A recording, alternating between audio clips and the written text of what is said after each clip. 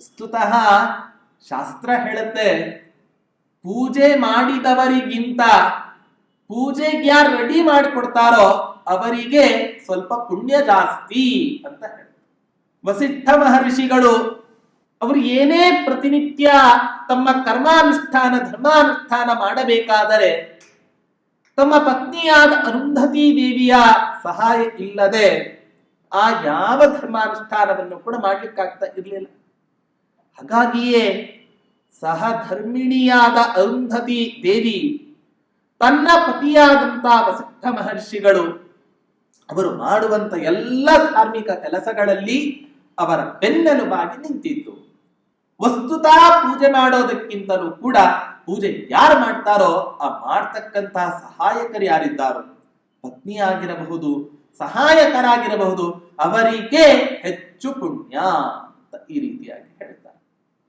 ಈ ಕಾರಣದಿಂದಲೇ ಪೂಜೆ ಮಾಡಿದ ವಸಿಷ್ಠ ಮಹರ್ಷಿಗಳಿಗಿಂತಲೂ ಕೂಡ ಆ ಭಗವಂತನ ಆರಾಧನೆಗೆ ಸಹಕಾರವನ್ನು ನೀಡಿದಂತ ಅರುಂಧತಿ ದೇವಿಗೆ ಅತ್ಯಂತ ಪುಣ್ಯ ಅನ್ನೋದು ಪ್ರಾಪ್ತಿ ಆಯಿತು.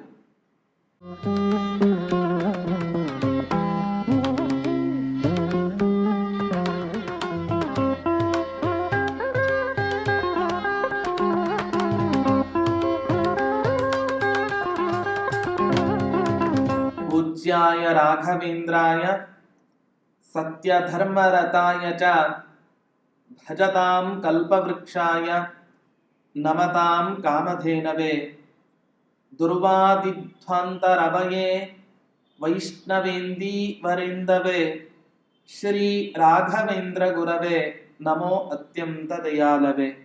ಶ್ರೀ ಗುರುಭ್ಯೋ ನಮಃ. ಹರಿ ಓಂ. ಹಾಗೆ ಆದ್ರೆ ಯಮ ಆಗಬೇಕಾದ್ರೆ ಹಾಗಲ್ಲ. ಒಬ್ಬರ ಪ್ರಾಣವನ್ನ ಅಪಹರಣ ಮಾಡಬೇಕಾದ್ರೆ ಯಮ ಎಷ್ಟು ಬಾರಿ ಆಲೋಚನೆಯನ್ನ ಮಾಡ್ತಾನೆ. ಇವನ ಆಯುಷ್ಯ ಮುಗಿದಿದೆಯೋ ಇಲ್ಲವೋ, ಇವನ ಪಾಪದ ಕೊಡವೋ ಅಥವಾ ಪುಣ್ಯದ ಕೊಡವೋ ತುಂಬಿದೆಯೋ ಇಲ್ಲವೋ, ಇವನು ಹರಿಭಕ್ತ ಅಥವಾ ಹರಿದ್ವೇಷಿಯೋ. ಮಧ್ವಾಚಾರ್ಯರು ಹೇಳ್ತಾರೆ ಕೃಷ್ಣಾಮೃತ ಮಹಾರಣವ ಗ್ರಂಥದಲ್ಲಿ, ಯಾರನ್ನ ನರಕಲೋಕಕ್ಕೆ ಕರ್ಕೊಂಡು ಹೋಗಬೇಕು ಅಂತ ಕೇಳಿದಾಗ, ಜಿಹ್ವಾನವಕ್ತಿ ಭಗವದ್ಗುಣ ನಾಮಧೇಯಂ ಚೇತಶ್ಚನ ಸ್ಮರತಿ ತಚ್ಚರಣಾರವಿಂದಂ. ಯಾರ ನಾಲಿಗೆ ಪರಮಾತ್ಮನ ನಾಮಸ್ಮರಣೆಯನ್ನು ಮಾಡೋದಿಲ್ವೋ, ಯಾರ ಮನಸ್ಸು ಪರಮಾತ್ಮನ ಸ್ಮರಣೆಯನ್ನ ಮಾಡೋದಿಲ್ಲವೋ ಅಂಥವರನ್ನ ಕರೆದುಕೊಂಡು ಬರಬೇಕು.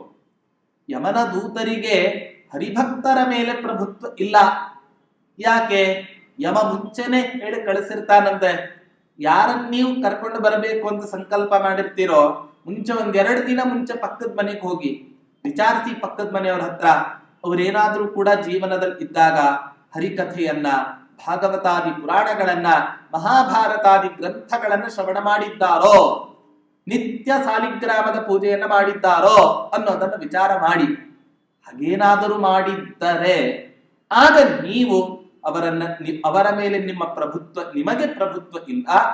ಹೊರತು ಯಾರಿಗೆ ಪ್ರಭುತ್ವ ಅವರ ಮೇಲೆ ಅಂತ ಹೇಳಿದ್ರೆ ವಿಷ್ಣು ದೂತರಿಗೆ ಮಾತ್ರ ಅವರ ಮೇಲೆ ಪ್ರಭುತ್ವ. ಹಾಗಾಗಿ ನೀವು ಅವರನ್ನ ಯಾವುದೇ ಕಾರಣಕ್ಕೂ ಕೂಡ ಮುಟ್ಟಬೇಡಿ. ಹಾಗಾದ್ರೆ ಯಮ ಒಬ್ಬ ವ್ಯಕ್ತಿಯ ಆಯುಷ್ಯ ಮುಗಿದಾಗ, ಯಮ ಒಬ್ಬ ವ್ಯಕ್ತಿಯ ಆಯುಷ್ಯ ಮುಗಿದಂಥ ಸಂದರ್ಭದಲ್ಲಿ ಯಮ ಕರೆದುಕೊಂಡು ಹೋಗಬೇಕಾದ್ರೆ 10 ಬಾರಿ ಆಲೋಚನೆಯನ್ನ ಮಾಡ್ತಾನೆ. ಆದ್ರೆ ಈ ವಸಂತ ಋತುವಿನಲ್ಲಿ ಬರತಕ್ಕಂತಹ ಮನ್ಮಥ ಮಾತ್ರ ಯಮನಂತೆ ಆಲೋಚನೆ ಮಾಡದೆ ಆ ಯಾವ ಒಬ್ಬ ವಿರಹಿ ಒಬ್ಬ ವ್ಯಕ್ತಿ ಇದ್ದಾನೆ ಅವನನ್ನು ಕೊಂದೇ ಬಿಡ್ತಾನಂತೆ ಈ ಮನ್ಮಥ.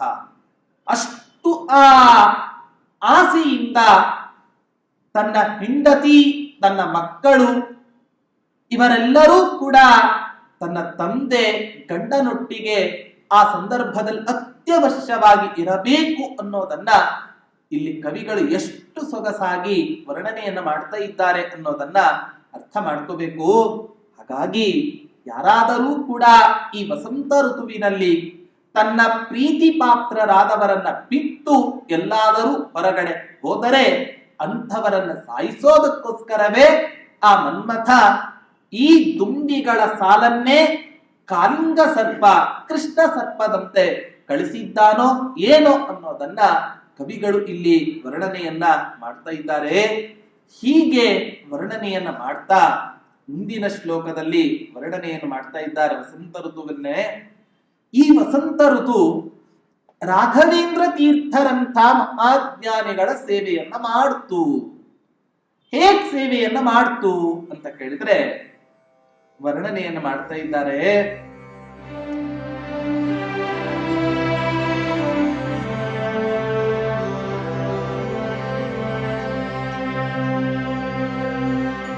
पुष्पपल्लव मुखेन महान्तं पर्युपास्त समयः पुरुषं यत् माधवः श्रियमगान्मा हनीयाम प्रियामयमयोगि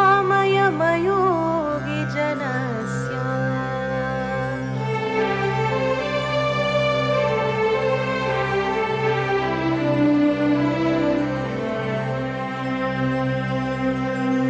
ಮಹಾಂತಂ ಪುರುಷಂ ಪುಷ್ಪಪಲ್ಲವ ಮುಖೇನ.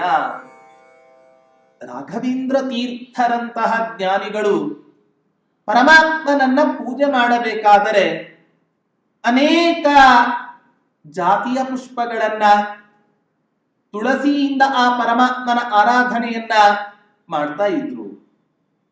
ಆದ್ರೆ ವಸಂತ ಋತುವಿನಲ್ಲಿ ಮಾತ್ರ ಅನೇಕ ಜಾತಿಯ ಹೊಸದಾದ ಪುಷ್ಪಗಳನ್ನ ಸಂಗ್ರಹಿಸಿ ಅವರು ಭಗವಂತನ ಪೂಜೆಯನ್ನ ಮಾಡಿದರು.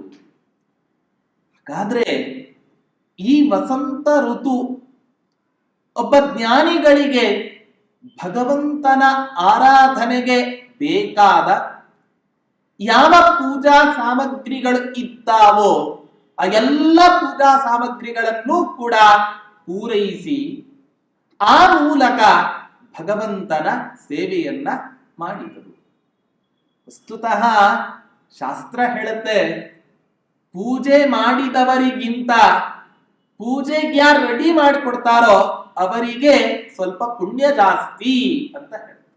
ವಸಿಷ್ಠ ಮಹರ್ಷಿಗಳು ಅವರು ಏನೇ ಪ್ರತಿನಿತ್ಯ ತಮ್ಮ ಕರ್ಮಾನುಷ್ಠಾನ ಧರ್ಮಾನುಷ್ಠಾನ ಮಾಡಬೇಕಾದರೆ ತಮ್ಮ ಪತ್ನಿಯಾದ ಅರುಂಧತಿ ದೇವಿಯ ಸಹಾಯ ಇಲ್ಲದೆ ಆ ಯಾವ ಧರ್ಮಾನುಷ್ಠಾನವನ್ನು ಕೂಡ ಮಾಡ್ಲಿಕ್ಕಾಗ್ತಾ ಇರಲಿಲ್ಲ.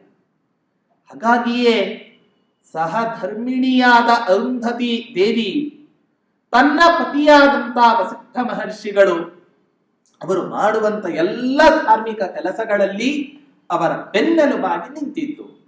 ಈ ಕಾರಣದಿಂದಲೇ ರೆಡಿ ಆದ್ಮೇಲೆ ಪ್ರತಿಯೊಬ್ಬ ಪುರುಷ ಪೂಜೆ ಮಾಡೋದೇನ್ ದೊಡ್ಡ ಸಂಗತಿಯಾ? ಅದೇನ್ ದೊಡ್ಡ ಸಂಗತಿ ಅಲ್ಲ.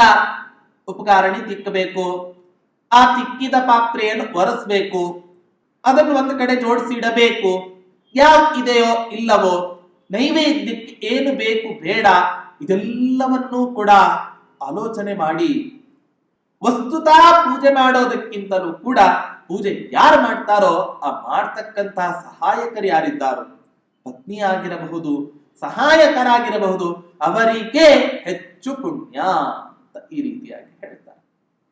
ಈ ಕಾರಣದಿಂದಲೇ ಪೂಜೆ ಮಾಡಿದ ವಸಿಷ್ಠ ಮಹರ್ಷಿಗಳಿಗಿಂತಲೂ ಕೂಡ ಆ ಭಗವಂತನ ಆರಾಧನೆಗೆ ಸಹಕಾರವನ್ನು ನೀಡಿದಂತ ಅರುಂಧತಿ ದೇವಿಗೆ ಅತ್ಯಂತ ಪುಣ್ಯ ಅನ್ನೋದು ಪ್ರಾಪ್ತಿ ಆಯಿತು. ಕರ್ದಮ ಪ್ರಜಾಪತಿ, ದೇವಹೂತಿ, ಕರ್ದಮ ಪ್ರಜಾಪತಿಗಳಿಗೆ ಪ್ರತಿಯೊಂದು ಧಾರ್ಮಿಕ ಕೆಲಸದಲ್ಲಿಯೂ ಕೂಡ ಆ ದೇವಹೂತಿ ನೆರಳಿನಂತೆ ನೆರವಾಗಿದ್ದಳು. ಈ ಕಾರಣದಿಂದಲೇ ಅಂಥ ದೇವಹೂತಿಯಲ್ಲಿ ಭಗವಂತ ಕಪಿಲ ನಾಮಕನಾಗಿ ಅವತಾರ ಎತ್ತಲಿಕ್ಕೆ ಸಾಧ್ಯ ಆಯಿತು. ಹಾಗಾದರೆ ಏನೇ ಒಂದು ಉತ್ತಮವಾದ ಸಾಧನೆಯನ್ನ ಮಾಡಬೇಕಾದ್ರೆ ನಾವೇ ನೇರ ಭಗವಂತನ ಪೂಜೆ ಮಾಡ್ತೇವೆ ಅನ್ನೋದಕ್ಕಿಂತಲೂ ಕೂಡ ಆ ಪೂಜೆ ಯಾರು ಮಾಡ್ತಾರೋ ಅವರಿಗೆ ಸಹಕಾರವನ್ನ ಕೊಟ್ಟರೂ ಕೂಡ ಸಾಕು, ಅದೇ ನಮಗೆ ಒಂದು ಬರತಕ್ಕಂಥ ಒಂದು ದೊಡ್ಡ ಪುಣ್ಯ. ಹಾಗಾಗಿ ವಸಂತ ಋತುವಿಗೆ ಈ ರಹಸ್ಯ ಗೊತ್ತಿರುವ ಕಾರಣದಿಂದಲೇ ಆ ರಾಮಚಂದ್ರನ ಉಪಾಸನೆಯನ್ನ ಮಾಡತಕ್ಕಂಥ ಯಾವ ಈ ರಾಘವೇಂದ್ರ ತೀರ್ಥರಿದ್ದಾರೆ, ಆ ರಾಘವೇಂದ್ರ ತೀರ್ಥರಿಗೆ ಭಗವಂತನ ಪೂಜೆಗೆ ನನ್ನಿಂದ ಆದ ಯಾವ ಸೇವೆ, ಆ ಪುಷ್ಪದ ಸೇವೆ, ಇದನ್ನು ಅರ್ಪಣೆ ಮಾಡ್ತೇನೆ. ಈ ಅರ್ಪಣಾ ಮನೋಭಾವದಿಂದ ಆ ವಸಂತ ಋತು ಕೊಟ್ಟಾಗ ರಾಯರಿಗೆ ಎಷ್ಟು ಪುಣ್ಯ ಪ್ರಾಪ್ತಿ ಆಯಿತೋ ಅದಕ್ಕಿಂತ ಮಿಗಿಲಾದ ಪುಣ್ಯ ಆ ವಸಂತ ಋತುವಿಗೆ ಪ್ರಾಪ್ತ ಆಯಿತು. ಆಗ ಆ ವಸಂತ ಋತು ಅನ್ಕೊಳ್ತು, ನಾನೇ ಧನ್ಯ. ಯಾಕೆ? ಒಂದು ಮಾತು ಬರುತ್ತೆ, ಏನಂತ? ಅತ್ಯುತ್ಕಟೈಹಿ ಪುಣ್ಯ ಪಾಪೈಹಿ ಇಹೈವ ಫಲಮಶ್ನುತೆ. ಸಣ್ಣ ಪುಟ್ಟ ಪಾಪದ ಕೆಲಸ ಮಾಡಿದ್ರೆ ಆ ಪಾಪದ ಫಲವನ್ನ ಇಲ್ಲೇ ಉಣಬೇಕು ಅಂತೇನು ಕೂಡ ಇಲ್ಲ. ಸಣ್ಣ ಪುಟ್ಟ ಪುಣ್ಯದ ಕೆಲಸವನ್ನ ಮಾಡಿದಾಗಲೂ ಕೂಡ ಆ ಪುಣ್ಯದ ಫಲವನ್ನು ಕೂಡ ಪರಮಾತ್ಮ ನಮಗೆ ದಯಪಾಲಿಸ್ತಾನೋ ಇಲ್ವೋ ಗೊತ್ತಿಲ್ಲ. ಆದರೆ ತುಂಬಾ ಪುಣ್ಯದ ಕೆಲಸ ಮಾಡಿ, ತುಂಬಾ ಪಾಪದ ಕೆಲಸ ಮಾಡಿ ಅದರ ಎರಡರ ಫಲವನ್ನೂ ಕೂಡ ಜೀವನದಲ್ಲಿ ನಾವು ಬದುಕಿದ್ದಾಗಲೇ ನಾವು ಅನುಭವಿಸುತ್ತೇವೆ. ಹಾಗಾಗಿ ತುಂಬಾ ಪುಣ್ಯದ ಕೆಲಸ ಈ ವಸಂತ ಋತು ಈಗ ಮಾಡ್ತಾ ಇದೆ. ಯಾಕೆ? ರಾಯರಂಥ ಜ್ಞಾನಿಗಳಿಗೆ, ಆ ಜ್ಞಾನಿಗಳು ಮಾಡ್ತಕ್ಕಂಥ ರಾಮಚಂದ್ರ ಪೂಜೆಗೆ ನಾನು ಕೊಟ್ಟಿರ್ತಕ್ಕಂತಹ ಈ ಪುಷ್ಪದ ಸೇವೆ ದೊಡ್ಡ ಸೇವೆ ಆಗದೆ ಇನ್ನೇನ್ ತಾನೇ ಆಗ್ಲಿಕ್ಕೆ ಸಾಧ್ಯ? ಯಾಕೆ? ನನ್ನಿಂದ ಸಾಧ್ಯವಾಗ್ತಕ್ಕಂಥ ಸೇವೆ ಅದು ಕೇವಲ ಪರಮಾತ್ಮನಿಗೆ ಇಷ್ಟೇ. ಹಾಗಾಗಿ ಆ ರಾಘವೇಂದ್ರ ತೀರ್ಥರ ಸೇವೆಯನ್ನ ಮಾಡಿದ್ದಕ್ಕೆ ಆ ವಸಂತ ಋತುವಿನಲ್ಲಿ ಆ ಗಿಡಗಳಲ್ಲಿ ದೊಡ್ಡ ಸಂಪತ್ತು ನಿರ್ಮಾಣ ಆಯಿತು. ಯಾವ ಸಂಪತ್ತು ಅದು ಅಂತ ಕೇಳಿದರೆ, ಪುಷ್ಪ ಎಂಬ ಸಂಪತ್ತನ್ನ ಆ ಪ್ರತಿಯೊಂದು ಗಿಡಗಳು ಕೂಡ ತುಂಬಾ ಪಡೆದುಕೊಂಡವು. ಅತ್ಯಂತ ಶ್ರೇಷ್ಠವಾದ ಸಂಪತ್ತನ್ನ, ಕಾಂತಿಯನ್ನು ಕೂಡ ಅದು ಪಡೆಯಿತು. ಪ್ರಾಯ ಇಂಥ ಕಾಂತಿ ಯಾರು ಯೋಗಿಗಳಲ್ಲವೋ, ಪರಮಾತ್ಮನ ಏಕಾಂತ ಭಕ್ತರಲ್ಲವೋ ಅವರಿಗಿದ ಅನಪೇಕ್ಷಿತ. ಯಾರಿಗೆ ಅಪೇಕ್ಷಿತ? ವಸಂತ ಋತುವಿನಲ್ಲಿ ಬೆಳೆದ ಪುಷ್ಪದ ಹೂ ಯಾರಿಗೆ ಅಪೇಕ್ಷಿತ ಅಂತ ಕೇಳಿದರೆ, ಯಾರು ಪರಮಾತ್ಮನನ್ನ ನಿಷ್ಕಲ್ಮಶ ಮನಸ್ಸಿನಿಂದ ಆರಾಧನೆ ಮಾಡ್ತಾರೋ ಅವರಿಗೆ ಈ ಪುಷ್ಪ ಅತ್ಯಂತ ಪ್ರಯೋಜನಕಾರಿ ಆಗ್ತವೆ. ಜ್ಞಾನಿಗಳೆಲ್ಲ ಇದ್ದಾರೆ, ಅವರೆಲ್ಲ ಹೇಗೆ ಪರಮಾತ್ಮನ ಉಪಾಸನೆಯನ್ನು ಮಾಡ್ತಾರೆ? ಆಚಾರ್ಯರು ಗೀತಾಭಾಷ್ಯ ಗ್ರಂಥದಲ್ಲಿ ತುಂಬಾ ಸೊಗಸಾಗಿ ನಿರೂಪಣೆಯನ್ನು ಮಾಡ್ತಾರೆ. ಏಕಾಂತಾನಾಂ ನಕಸ್ಯಚಿದರ್ಥೇ ನಾರಾಯಣೋ ದೇವಃ ಸರ್ವಮನ್ಯ ತದರ್ಥಕಂ. ಏಕಾಂತ ಭಕ್ತರು ಅಂತ ಇದ್ದಾರೆ. ಆ ಏಕಾಂತ ಭಕ್ತರು ಯಾವತ್ತೂ ಕೂಡ ಪರಮಾತ್ಮನ ಹತ್ತಿರ ಅಭಿಲಾಷೆಯನ್ನು ಇಟ್ಟುಕೊಂಡು ಆ ಭಗವಂತನ ಉಪಾಸನೆಯನ್ನ ಮಾಡುವಂಥವರಲ್ಲ. ಮೋಕ್ಷವನ್ನೂ ಬಯಸಲ್ಲ. ಯಾಕೆ ಮೋಕ್ಷ ಬಯಸ್ತಾರೆ? ದೇವ್ರು ಇದ್ದಾನೆ ಅನ್ನೋದಕ್ಕೋಸ್ಕರ ಮೋಕ್ಷ ಬಯಸ್ತಾರೆ. ದೇವ್ರು ಇಲ್ಲ ಅಂತ ಬಿಟ್ರೆ ಅಂತ ಮೋಕ್ಷವೂ ನಮಗೆ ಬೇಡ. ಸರ್ವಮನ್ಯತ್ ತದರ್ಥಕಂ, ಅನ್ಯತ್ ಸರ್ವಂ ತದರ್ಥಕಂ. ಉಳಿದದ್ದೆಲ್ಲವೂ ಕೂಡ ಆ ಪರಮಾತ್ಮನಿಗೋಸ್ಕರವೇ ಮೀಸಲಾಗಿ ಇಟ್ಟಂತಹ ತಮ್ಮ ಜೀವನದ ಸಾಧನೆಯ ಜೀವನವನ್ನ ಆ ಪರಮಾತ್ಮನಿಗೆ ಮೀಸಲಾಗಿ ಇಡ್ತಾರೆ. ಹಾಗಾಗಿ ಎಂಥ ಆಶ್ಚರ್ಯ ನೋಡಿ, ಒಂದೇ ಋತು, ಒಂದೇ ಮಾಸ ಒಬ್ಬರಿಗೆ ಅನುಕೂಲವಾದರೂ ಕೂಡ ಇನ್ನೊಬ್ಬರಿಗೆ ಅದು ಅನುಕೂಲ ಆಗಬೇಕು ಅಂತ ಇಲ್ಲ. ಯಾರೋ ಒಬ್ಬ ಪುರುಷ ಸಭೆಯಲ್ಲಿ ಮಾತನಾಡ್ತಾನೆ, ತುಂಬಾ ಸೊಗಸಾಗಿ ಮಾತನಾಡ್ತಾನೆ. ಸಭೆಯಲ್ಲಿ ಕುಳಿತಂಥವ್ರಿಗೆಲ್ಲರಿಗೂ ಕೂಡ ಇಷ್ಟ ಆಯ್ತಾ? ಇಲ್ಲ. 100 ಜನಕ್ಕೆ ಇಷ್ಟ ಆದ್ರೆ 50 ಜನಕ್ಕೆ ಅವನ ಮಾತಿನ ಮೇಲೆ ಅಸಮಾಧಾನ ಇದ್ದೇ ಇರುತ್ತೆ. ಹಾಗಾಗಿ ಪ್ರತಿಯೊಬ್ಬ ಪುರುಷನು ಕೂಡ ಪ್ರತಿಯೊಬ್ಬರ ಮಾತನ್ನ ಎಲ್ಲರೂ ಒಪ್ಪಬೇಕು ಅನ್ನುವಂತಹ ನ್ಯಾಯ ಇದು ಅತ್ಯಂತ ಅಸಮಂಜಸವಾದದ್ದು. ಹಾಗಾಗಿ ಈ ಕಾರಣದಿಂದಲೇ ಒಬ್ಬನಿಗೆ ಒಬ್ಬ ವ್ಯಕ್ತಿಯ ಮಾತು ಹಿಡಿಸಿದರೂ ಕೂಡ ಇನ್ನೊಬ್ಬನಿಗೆ ಆ ಮಾತು ಹಿಡಿಸಬೇಕು ಅಂತ ಇಲ್ಲ. ಅದಕ್ಕೆ ವಾದಿರಾಜ ತೀರ್ಥರು ತಮ್ಮ ಸರಸಭಾರತಿ ವಿಲಾಸ ಗ್ರಂಥದಲ್ಲಿ ಹೇಳ್ತಾರೆ, ಕಸ್ಯ ಕಸ್ಯ ಪ್ರಿಯಂ ಬ್ರೂಮಃ ಸ್ತುಮ ಕಂಕಂ ಪದೇ ಪದೇ. ಯಾರ್ಯಾರನ್ನು ನಾವು ಸ್ತೋತ್ರ ಮಾಡಬೇಕು, ಯಾರನ್ನ ಸ್ತೋತ್ರ ಮಾಡಿದರೂ ಕೂಡ ಇನ್ನೊಬ್ಬರಿಗೆ ಬೇಸರ ಉಂಟಾಗಿಯೇ ಆಗುತ್ತೆ. ಏನ್ ಮಾಡೋದು? ಅದೇ ರೀತಿ ಈ ವಸಂತ ಋತುವು ಕೂಡ ಯೋಗಿಗಳಿಗೆ ಪರಮಾತ್ಮನ ಆರಾಧನೆಯನ್ನ ಮಾಡಲಿಕ್ಕೆ ಆ ಅನೇಕ ಜಾತಿಯ ಪುಷ್ಪಗಳನ್ನ ತಂದು ಕೊಟ್ಟಿದ್ದರಿಂದ ಆ ಯೋಗಿಗಳಿಗೆ ಅನುಕೂಲವಾದರೂ ಕೂಡ ಯಾರು ತಮ್ಮ ಮಡದಿಯರನ್ನ ಬಿಟ್ಟು ತನ್ನ ಕಾಂತಿಯನ್ನ ಬಿಟ್ಟು ಎಲ್ಲೋ ವಾಸ ಮಾಡ್ತಾ ಇದ್ದಾರೋ ಇವರಿಗೆ ತಾನು ಈ ವಸಂತ ಋತು ಪ್ರಯೋಜನವಾದೀತು. ಹಾಗಾದ್ರೆ ಮಾಧವನ ಈ ಸಂಪತ್ತು, ಪುಷ್ಪವೇ ಮೊದಲಾಗಿರ್ತಕ್ಕಂಥ ಸಂಪತ್ತು, ಇದು ಜ್ಞಾನಿಗಳಿಗೆ ಯೋಗಿಗಳಿಗೆ ಪ್ರೀತಿ ಪಾತ್ರವಾದರೂ ಕೂಡ ಅಜ್ಞಾನಿಗಳಿಗಾಗಬೇಕಾದರೆ ಇದು ಪ್ರೀತಿ ಪಾತ್ರವಾಗಲಿಲ್ಲ. ಯಾರು ಕಾಂತ ವಿನಹಿಗಳಾಗಿದ್ದಾರೋ ಅವರಿಗೆ ಅಷ್ಟು ಸಮಂಜಸ ಆಗಲಿಲ್ಲ ಅಂತ ವರ್ಣನೆಯನ್ನು ಮಾಡ್ತಾ ಇದ್ದಾರೆ. ಹೀಗೆ ವರ್ಣನೆಯನ್ನ ಮಾಡ್ತಾ ಮುಂದಿನ ಶ್ಲೋಕದಲ್ಲಿ ಹೇಳ್ತಾರೆ, ವಸಂತ ಋತು ತಾನು ಒಂದು ವೇಷವನ್ನ ಧರಿಸಿದಂಥ ವೇಷ ಯಾವ ರೀತಿಯ ಇತ್ತು ಅಂತ ಹೇಳಿದ್ರೆ ಕವಿಗಳು ಹೇಳ್ತಾ ಇದ್ದಾರೆ,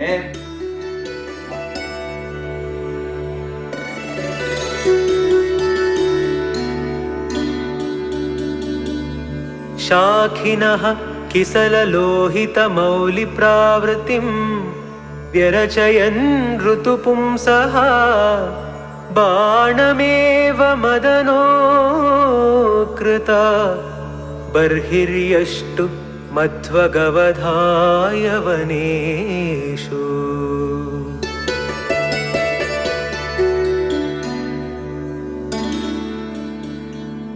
ಯಾರೋ ಒಬ್ಬ ಪುರುಷ ಅವನಿಗೆ ತನ್ನ ಶತ್ರುವನ್ನ ಕೊಲ್ಲಬೇಕು ಅಂತ ಮನಸ್ಸಾಗಿದೆ. ಆ ಶತ್ರುವನ್ನು ಹಿಂಗ್ ಕೊಲ್ಲೋದು, ತನಗಿಂತಲೂ ಬಲಿಷ್ಠ, ಯುದ್ಧ ಮಾಡಿ ಕೊಲ್ಲಲಿಕ್ಕೆ ಸಾಧ್ಯ ಇಲ್ಲ. ಹಾಗಾದರೆ ವಂಚನೆಯಿಂದ ತನಗೆ ಎರಡನ್ನ ಬಗೀತಾ ಇರತಕ್ಕಂಥ ಯಾವ ಒಬ್ಬ ಶತ್ರು ಪುರುಷನಿದ್ದಾನೆ ಆ ಶತ್ರು ಪುರುಷನ ಸಂಹಾರವನ್ನ ಮಾಡಬೇಕು ಅಂತ ಹೇಳ್ತಾನೆ. ಹೇಗ್ ಮಾಡ್ತಾನೆ ಅಂದರೆ ಆಭಿಚಾರ ಯಾಗವನ್ನ ಮಾಡ್ತಾನೆ. ಆ ಆಭಿಚಾರ ಯಾಗವನ್ನ ಮಾಡ್ತಕ್ಕಂತ ಸಂದರ್ಭದಲ್ಲಿ ಯಾವ ಯಜಮಾನನಿದ್ದಾನೆ ಆ ಯಜಮಾನ ಕೆಂಪು ಪೇಟ ಮುಂಡಾಸನ್ನ ಧರಿಸಬೇಕು.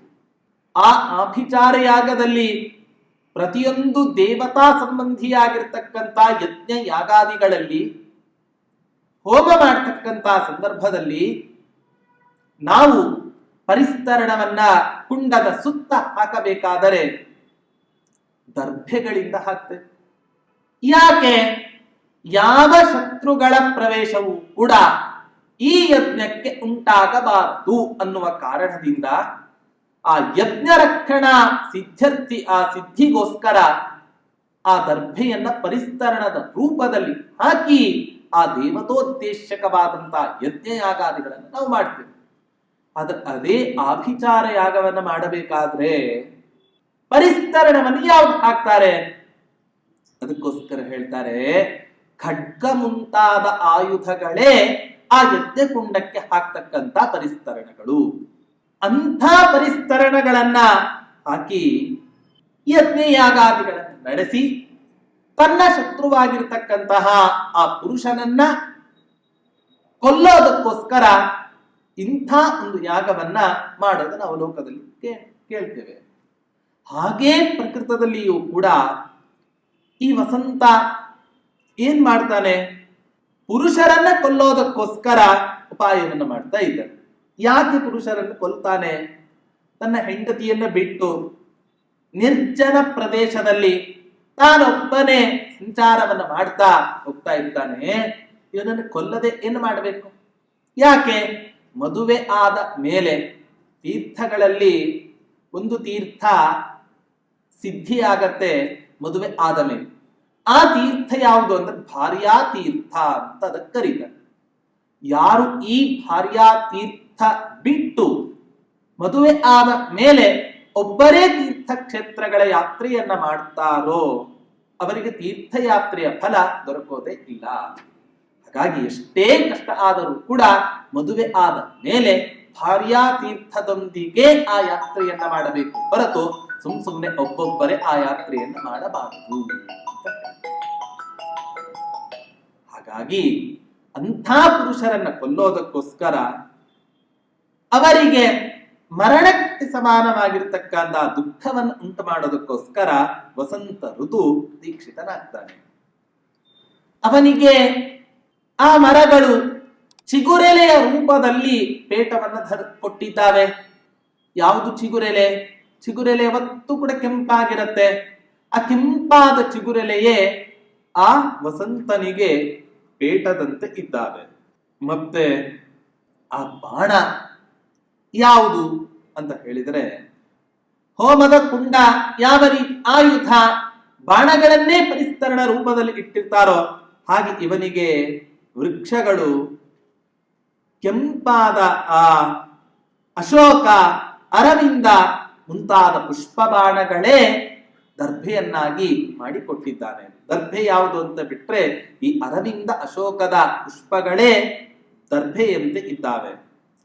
ಹಾಗಾಗಿ ಇಂಥ ವಸಂತ ಋತುವು ಕೂಡ ಆಭಿಚಾರ ಯಾಗವನ್ನ ಮಾಡಿ ವಿರಹಿ ಪುರುಷರನ್ನ, ತನ್ನ ಹೆಂಡತಿಯನ್ನು ಬಿಟ್ಟಂಥ ಪುರುಷರನ್ನ ಕೊಲ್ಲೋದಕ್ಕೋಸ್ಕರ ಸನ್ನದ್ಧನಾಗಿ ಈ ಯಜ್ಞವನ್ನ ಮಾಡ್ತಾ ಇದ್ದಾನೋ ಏನೋ ಅಂತ ಅನಿಸ್ತಾ ಇದೆ, ಕವಿಗಳು ಹೇಳ್ತಾರೆ.